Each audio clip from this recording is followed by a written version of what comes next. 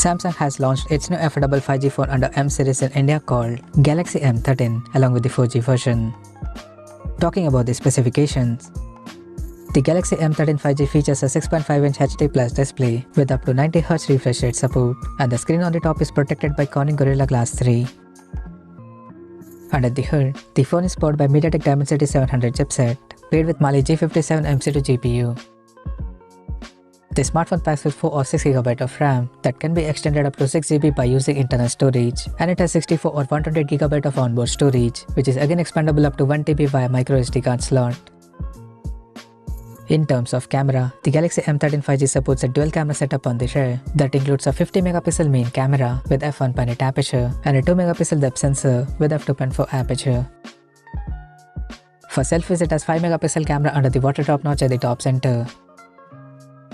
The device comes backed by a massive 5000 mAh battery with 15W fast charging support, and on the software front, the handset runs on Android 12 based on One UI Core 4 skin on top. Additionally, the smartphone features a side-mounted fingerprint sensor for authentication, and it comes with auto data switching technology that allows making or receiving calls using data of the secondary SIM when primary SIM has network issue.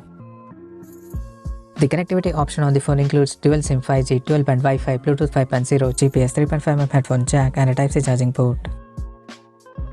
The physical dimensions of the smartphone measures at 164.5 by 76.5 by 8.8mm, and it weighs around 195 grams. Now talking about the pricing and availability details.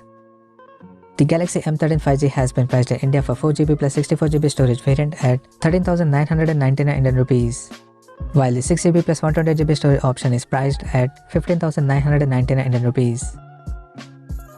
The smartphone is set to go on sale in the country starting from July 23rd in aqua green, midnight blue, and stardust brown color options.